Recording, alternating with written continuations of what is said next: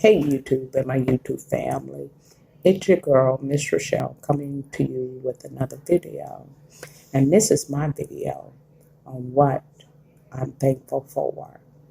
And I'm going to try to get through this video without crying because Miss Rochelle is a big crybaby. But I'm most thankful for those two twin towers that God has blessed me with. And the reason why I call them twin towers, because they are some big young men. And they tower over their little 5-foot mother. Yes, they do. So, and I want to share with you why I'm thankful for them. Um, During our most difficult time of our life, um, my youngest was going off to college, and my oldest had come home from college. And during that time, that father had taken ill, and he was in the hospital.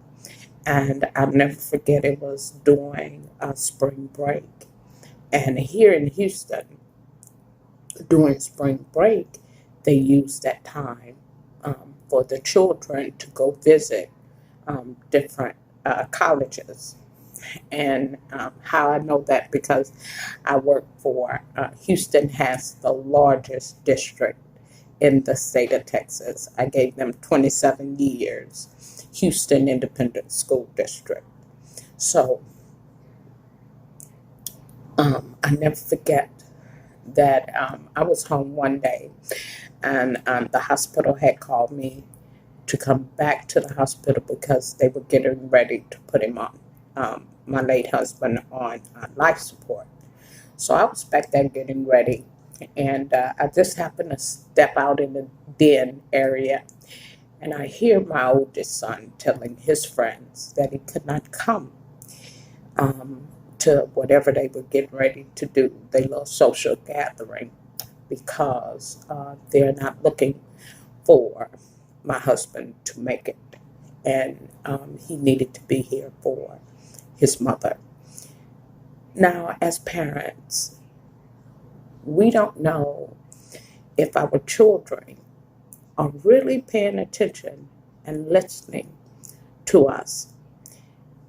And at that time, I didn't realize that my children had really took hold to what me and their late father was trying to instill in them as being productive young black men. And so, because as parents, you say things over and over, it becomes repetitious. You say it over and over again. So you really don't know if they were really paying attention until, you see them, you know, doing things the way you have raised them. And so I never forget, I heard his conversation, not really listening, but I heard that part of it. And so as soon as he ended his conversation, his call, and he stepped out to check on me, I told him, I said, whatever you had planned, go ahead and do that. Mom don't want you to be here worried about me and your father. I got this thing, you know. So their dad had passed. Um, we went on with our life, and I never forget when my youngest went off to college. Um, that oldest was there for his mom. He was my chaperone because my oldest ended up playing football for um, the college he went to, which was Texas Lutheran, and it's in a little small town that's called Seguin, Texas. It's right outside of Houston, in the area of San Antonio, San Marcos, Austin area. And so he went off to college his freshman year, made the football team, and um, he played varsity football the 4 years he was in high school. And high school football and college football is totally different. College football, they play in the middle of the day, like 12 and 1 o'clock. And with me having lupus, the sun worked against me. The weather worked against me, cold and heat. And so I really couldn't be out in the sun. And I never forget traveling to his football games. And one of his games were in Odessa, Texas. Now, Odessa, Texas is not a hop, skip, and a jump from Houston. Mm-mm. No, it's not. It's a good 7 hours away. We traveled there for one of his games. And then we traveled to Alexandria, Louisiana. Now, Louisiana state line is only 5 hours away. But when you have to travel into Louisiana, it can make it longer. And Alexandria, Louisiana was a good 6-7 hours away. And I never forget that he made sure that his mom was at every game. And he was my chaperone. Mm-hmm. And so, to see them, they are now, my youngest is 28, and my oldest is 31 and married. I don't have any grandchildren. I'm waiting and praying. Mm-hmm. Every time I go to their house, oh yeah, I'm up in there and praying in every room, praying for me a grandbaby. Yeah. And I hope I have a little girl. I'm praying for a little girl. Yeah, I already called it. I already spoke that thing. Yeah, I'm just waiting on it to manifest itself. But anyway, and I love my daughter-in-law. She's so sweet. She's the sweetest girl. But anyway, I don't know how she put up with that oldest one of mine, because he be in everybody's business. Yeah, he do. And he be trying to tell everybody what to do. Child. But back to why I'm thankful, but I'm thankful for it, because both of them, because they turned out to be two wonderful young men, and they took what me and my father instilled in them, and I could see it today. So I'm thankful for them.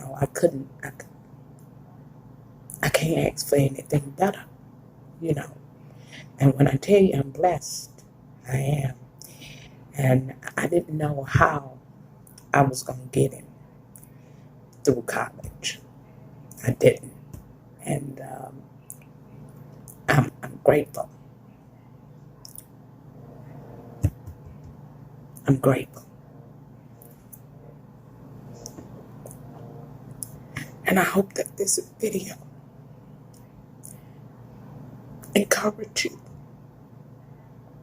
that no matter what you're going through,